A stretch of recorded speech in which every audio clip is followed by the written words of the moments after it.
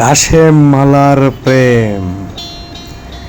গ্রাম বাংলার সেই উপন্যাস থেকে আজকে আমরা বাস্তব জীবনের সেই কাশেম মালার প্রেম কাহিনীটা তুলে ধরব।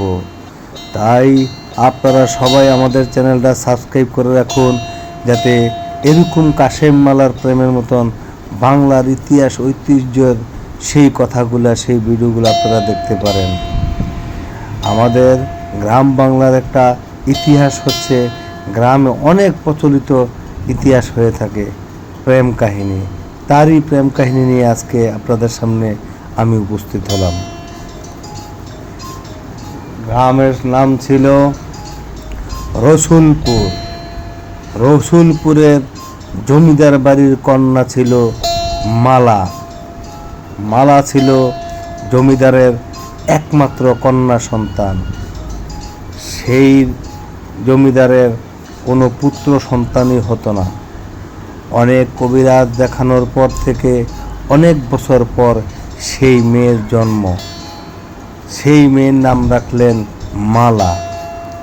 সেই গায়েরই এক ছেলে রসুলপুর গ্রামের হতদরিদ্র এক কৃষকের ছেলের নাম হচ্ছে কাশেম। সেই রহিম কৃষকের ছেলের নাম হচ্ছে কাশেম। রহিম গ্রামের একজন সাধারণ কৃষক, যার কোনো জমি জমা নাই, পরের জমি চাষাবাদ করেই তার জীবন চলত।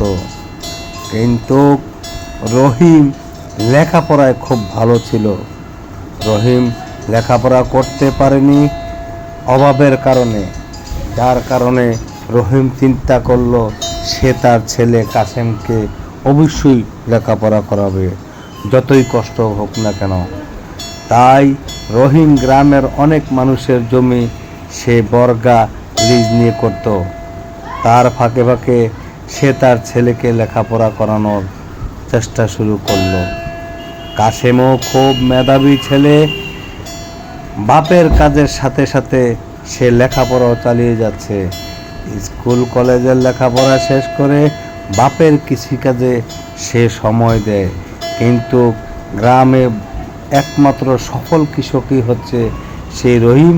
রহিমের ছেলে কাশেমও সফল কৃষক। সেই জমিদারের মেয়ে মালা একসাথেই সেই জমিদারের মুক্তবের পাঠশালার ভিতরে সকালবেলা ইমাম সাহেবের কাছে আরবি পড়ত। কাশেমও সকালবেলা ছোটকাল থেকে সেই জমিদার বাড়ির মুক্তবে আরবি শিক্ষা গ্রহণ করত। ছোটকাল থেকে মালা কাশেমের প্রেমে পড়ে যায়। একমাত্র মালা ছোটবেলা থেকে যত খেলাধুলা করত, কাশেমের ছাড়া কোনো খেলাধুলা করত না।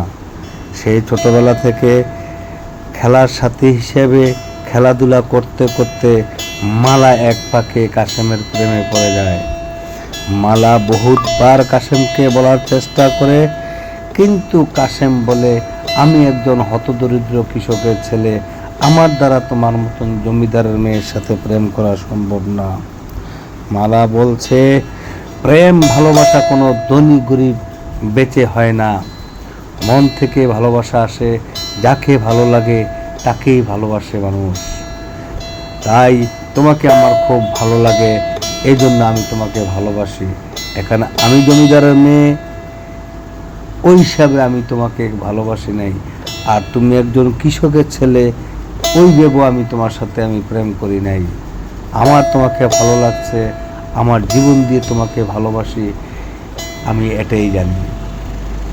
কাশেম বলে, না না না, আমি একজন হতদরিদ্রর ছেলে, আমি একজন কৃষকের ছেলে, আমিও কৃষক, আমার মতন তোমার জমিদারের মেয়ের সাথে প্রেম করা সম্ভব না, তুমি আমাকে ভুলে যাও। কাশেম বলছে মালাকে, তুমি আমাকে ভুলে যাও। মালা বলছে, না না না, আমি কখনো তোমাকে ভুলতে পারবো না।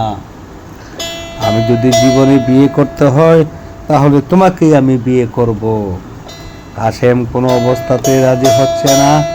এক পর্যায়ে ছোটবেলা থেকেই সেই জমিদারের পরিবার কাশেম মালার দুজনের চলাচল দেখে তাদের সন্দেহ চোখে বাঁধল।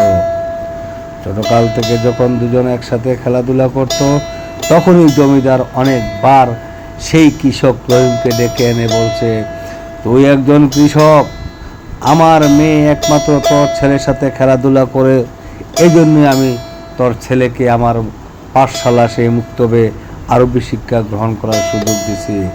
কিন্তু তুই ভুলে যাস না, তুই একজন কৃষক, আমি এই অঞ্চলের জমিদার।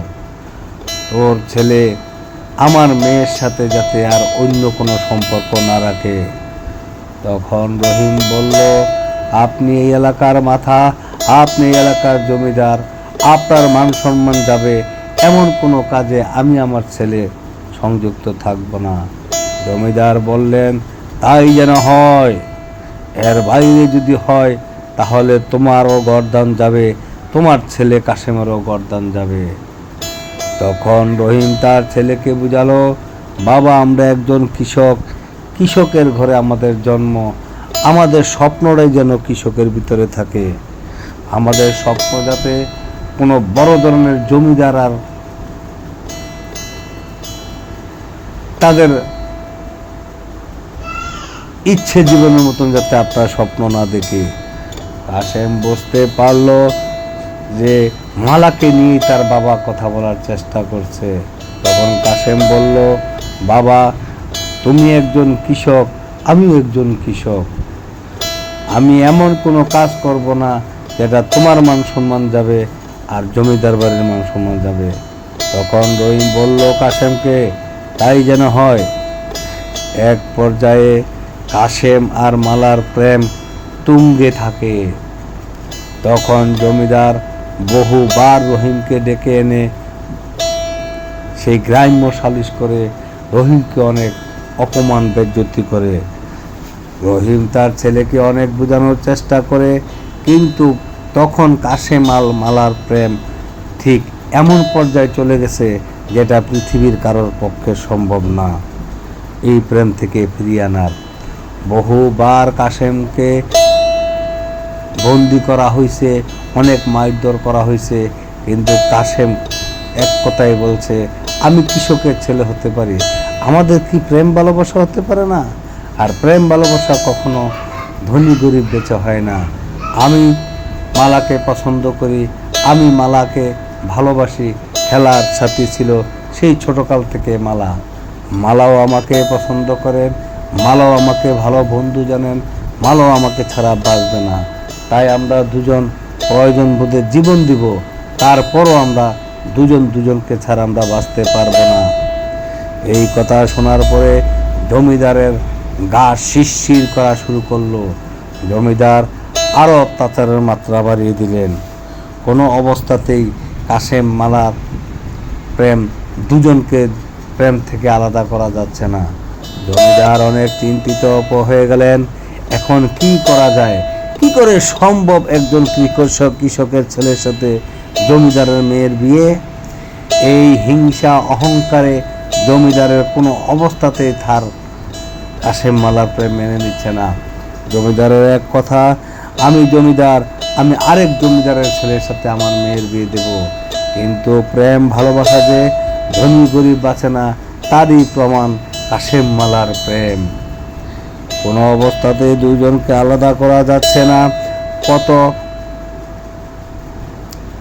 বার কাশেমের লেখাপড়া বন্ধ করে দিয়েছে সেই জমিদার। কাশেমের সাথে যাতে মালার দেখা না হয়, সেই ছোটবেলার খেলাধুলার সম্পর্ক ভুলে যেতে বলছে জমিদার। কোনো অবস্থাতে মালাকেও কন্ট্রোল করতে পারতেছে না। মালা এক কথাই বলছে, আমি যদি বিয়ে করি তাহলে আমি কাশেমকে বিয়ে করব। জমিদার কোনো অবস্থাতে মানছে না। জমিদার মালাকে বলছে, তুমি একজন জমিদারের মেয়ে, কি করে সম্ভব যে একজন কৃষকের ছেলের সাথে জমিদারের বিয়ে? তখন মালা বলছে, বাবা না না না, প্রেম ভালোবাসা কখনো ধনী গরিব জমিদার কৃষক এই বলে হয় না। প্রেম হয় মন থেকে, প্রেম আসে আত্মা থেকে। আমি কাশেমকে বিয়ে করব, আমি কাশেমকে ছাড়া বাঁচব না। কোনো অবস্থাতেই জমিদার মানছেন না। আর জমিদারের যত উজির আছে, মন্ত্রী আছে, এরা তো জমিদারকে বলেই থাকে যে কোনো অবস্থাতে আমরা একজন কৃষকের ছেলের সাথে মালার বিয়ে দেব না। পরবর্তীতে কাশেম মোল্লার প্রেম কি হলো, এটা যদি আপনারা জানতে চান তাহলে অবশ্যই কমেন্টে বলুন, অবশ্যই আমরা পরে বলবো।